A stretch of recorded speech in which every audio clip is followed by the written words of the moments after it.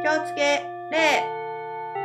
はい、皆さんこんにちは。漫画家の新本慎です。アシスタントのエースくんです。よろしくお願いしお願いしま。ますはい、では今回はですね、靴の書き方について説明していきたいと思います。お願いしまおす。願いします。では早速ですね、エースくんに靴を書いてもらいました。はい、どうも書きました。はい、エースくんが書いてくれた靴です。はーい。全然書けません。難しい。靴はね、とにかく難しいです。プロでもね、書けないランキング第1位だと私は思ってます。あ、靴は？私が書くときも、なるべくはもう資料を用意します。で、やっぱ見て書くようにはしてます。で、エースくんのこの靴も、でも思ったより書けてるよね。ちゃんとかかとがあって。ローファーをイメージした。気になるとしたら片っぽ靴下があって片っぽないのが気になるんですけど、でも、今日は皆さんに初心者でも、靴がそれっぽく今よりもうまく書けるようになる方法を教えたいと思います。はい、お願いします。はい、ということでね、まずこれはエースくんに足跡みたいなものを描いてと言って頼んだ絵です。こっちは裸足の方でね、私は靴バージョンを描いてほしかったから、今日は靴の描き方だからね、こっちをね、やりたいんですけども、でも初心者の人が多分足の裏をね、みたいなの書いてってたら多分こうなると思います。はい、ということで、さっきの S 君のね、丸い足の跡をね、書いてみました。あ、これダメなパターンのやつなんだ。そう、ごめん。実は S 君の書いてくれたらダメパターンでした。なるほど。割と初心者の人がやってしまいがちなダメパターン。で、これをどういう風に変えてほしいかっていうと、こう、まずね、上の丸、ここまではだいたい一緒です。ここで一回ね、カッティング入れます。で、もう一個、下に丸。なるほどね。よく見るわ、でもこれ。大事なのは、地面に触れてる部分が、こことここっていう全部がね、べったり足の裏がね、くっついてるんじゃなくて、だいたい2点が地についてるっていうことと、ここをね、意識してください。ここのくびれ。丸。こっちは丸でしょ？正しくはここをくびれさせてみてください。で、この形をね、忘れそうな時は、よくあるびっくりマークってあるでしょ？何かがあるときびっくりマークこういう風に書くと思うんだけど、ぜひこの形をなんとなく覚えておいてもらうと、一緒だね、ほぼ。なんかもう少しこれを太らしてほしいんだけど、こんな感じで覚えておいてもらうといいかなと思います。なるほど。まずね、足が真裏から見たときにこんな形になってるっていうのを頭に入れておいてください。さらに細かく言うと、実際は左右でちょっとずつここの形が違くて、こういう風にね、ちょっとこう描いたりするような形になれば理想的なんですけども、初心者の人は多分ここまでね、イメージするの難しいと思うので、まずはこれで大丈夫です。これで大丈夫なので、ここがね、くびれることだけを忘れないで、ちょっと頭の中に入れておいてください。これが、靴の描き方に意味があるの？意味がある。実際は絵を描くときにこんな真裏から靴の裏を描くことってあんまりないと思うから、これをどうやって活かしていくかっていうのをこの後本当にね、靴の描き方として説明していきたいと思います。とりあえずこの状態が分かってないと。そうだね。まずここがね、くびれてるってことをね、覚えてほしいんだよね。なるほど。はい。じゃあこれから靴の描き方をね、よく実際に使える靴の描き方を教えていきたいと思います。はい。じゃあ、ここにまずね、真横から見た感じと、このちょっと斜め正面から見た感じの靴のね、これはダメなパターンです。を書いてみました。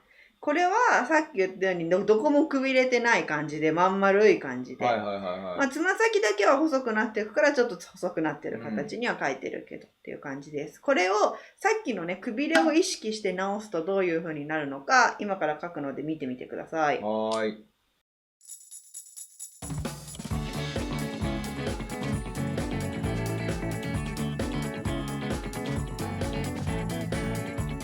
はい、ということで、今のここのくびれを意識したバージョンを書いてみました。ここがね、こういう風にちょっとくびれてます。で、ここがこういう風にくびれてます。こっちと見てもらえばわかるけど、だいぶね、もうリアルな足っぽくなったと、これだけでね、なったと思います。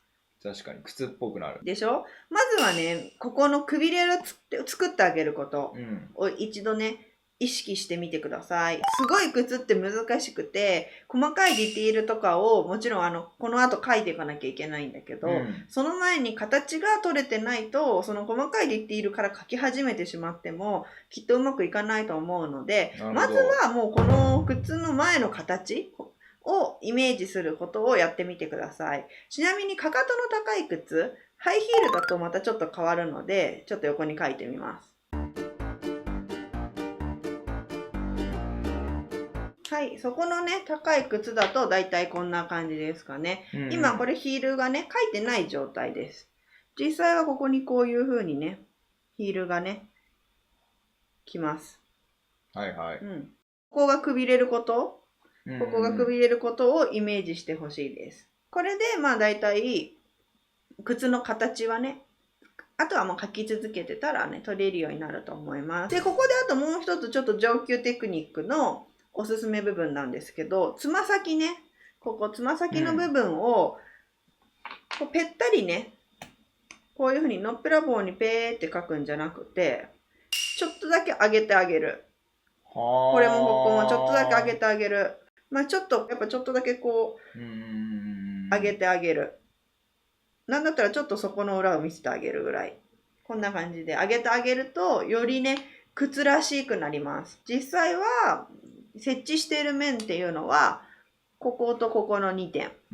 なので、こう、つま先、くびれ部分、上げるちょっとこう、へこましてあげたり、上に上げてあげることをね、意識してください。それで、割とささっとこう、正面からね、とかちょっと斜め横から見た足をこういう風に形を取るんですけど、多分これを取るとかがすごく真横とかを取るよりも難しいと思うんですよね、靴って。やっぱりちょっと遠近が出てくるから、真横から見たものっていうのはなんとなく皆さんイメージしやすいと思うんですけど、正面になった途端靴ってめちゃくちゃ難しくなるんですよ。これをどうやったらうまく描けるかなと思ったんですけど、まず一気に足全体で考えないで、やっぱちょっとブロック分けして考えた方がいいのかなっていうふうに思って、分け方としては、まずここのくびれより手前のつま先の部分を切っちゃう。ここで。一回切って考えるので、まず先に、もう椅子の足みたいな感じで、まあ実際は人の足だからちょっとここくびれさせたりはしてほしいんですけど、を考えて書いちゃいます。この手前に、こういうつま先の部分のちょっと山みたいのをつけてあげるイメージ。これをここに今もう一回継ぎ足すようなイメージで書きます。で、ここをちょっとつなげてあげるようなイメージ。で、外側だけの線を取ってみます。こういう感じ。で、こう裏のちょっと消えてる部分を赤線で書いておきます。こんな感じです。ちょっと割と強引だけど、こういうイメージで書いた方が、この形って初心者でも取れるのかなというふうに思いましたので、ちょっともうさっぱりどういうふうに書いていいかわからないって人は、一度まずこう椅子足みたいな感じで、もう足の先がない状態でもう書いてしまった後に足先をくっつけるみたいな形で考えて書いてみてください。で、最後、まあ、靴の書き方なんで、靴ですよね。今までは割と靴の型の書き方だったんで、ここから靴なんですけど、私的に、もうね、スニーカーがぶっちぎりで難しいと思ってます。なるほど。まず紐がある靴っていうのはとても難しい。だから編み込みのブーツとか、そういうものもとても難しいです。もう、とにかくスニーカーなんかはプロも資料見ながらじゃないと、なかなかよっぽどマニアな人じゃないと書けないと思います。だから初心者の人は、もちろん好きだったらいっぱい書いて練習するのがいいと思うんですけど、まず靴練習してみたかったら、形を理解するためにも、あんまりディティールに細かくない靴から書くことがおすすめです。で、どういうのがね、ディティールが少なくておすすめかなっていうと、革靴とか、あとはパンプスとかハイヒールとか、そういう靴がね、おすすめです。割と形も決まってるし、すっきりしてるデザインなので書きやすいかなと思います。ペタンコの靴、まず先に型を取ります。はい、これさっき話したのを前提につま先ちょっと上げて、ここくびれさせてっていう感じで型を取ってみました。じゃあこれにちょっと革靴書いていきます。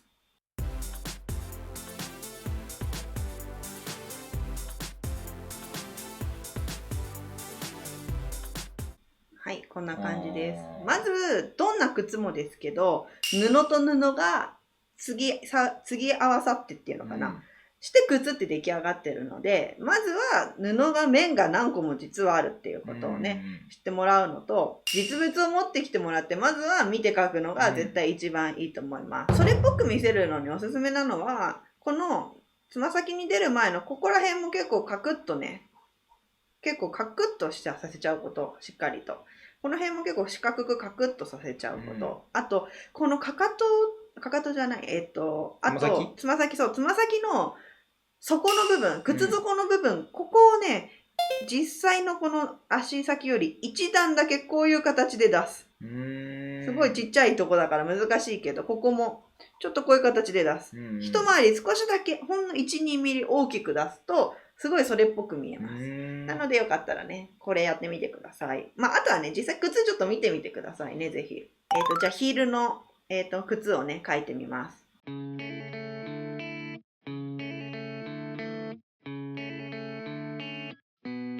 はい、こんな感じですかね。これヒールは割と女の人はわかると思うんですけど、形があって、もっとこう、ぶっといこういうものとかもあるし、それこそこう全部が厚底にね、なってるものとかね、いろいろあるので、ぜひぜひそれもね、あと流行がめちゃくちゃ女の子の靴の場合あるので、ぜひその資料をね、見てね、書いてください。まあ何度も言うんですけど、靴は本当に資料を見ながら書くのが一番だと思うので、ぜひいろいろね、自分の書きたい靴の資料を出してきて参考にしてください。で、なんとなく靴書いてて慣れてきたら、やっぱりスニーカーとか、紐ついてる靴とかにもチャレンジしていくのがいいと思います。靴いろんな形があってね、すごく楽しいとこなので、ぜひぜひたくさんね、書いてください。まあリアルな世界でも、おしゃれは足元からっていうので、絵も靴ちゃんと書き込むだけでぐっとおしゃれに見えます。なるほど。じゃあ最後にもう一回 S 君の絵を見てみましょう。いや、いいです。はい。ということで、今回は靴の描き方についてでした。ありがとうございました。ありがとうございました。とてもね、靴難しいのでね、説明が結構ごちゃついたとこもあったんですけど、たくさん書いて練習してみてください。また別にね、足の描き方っていうこう靴よりも上の部分ね、もう一度説明してる動画がありますので、よかったらそちらも見てみてください。最後にちょっと気になってるとこ1点だけ。これは今回靴なので触れないでおこうかなと思ったんですが、じゃあ触れなくていいです。S 君のこの足の指がね、どうしても人の指って5本なので、1、2、3、4、5、6、7本。俺は人間の足描いてないから。1、2、3、4、こっちは5本。人間の足描いてないから。なるほど。でも人間の足じゃなくても7本指がある生き物はなかなかいないかなと思うので、これ実際はあとはここをやっぱりこうちょっとくびれさせるとすごく人の足っぽくなりますので。今日は靴の描き方なので、それに対してのアドバイスはいりません。ということで、ぜひね、指の数は5本ということを皆さん忘れないでください。よろしかったらチャンネル登録と高評価ボタンよろしくお願いします。お願いします。ではまた他の動画でお会いしましょう。漫画家の新本慎と S 君でした。気をつけ礼。ありがとうございました。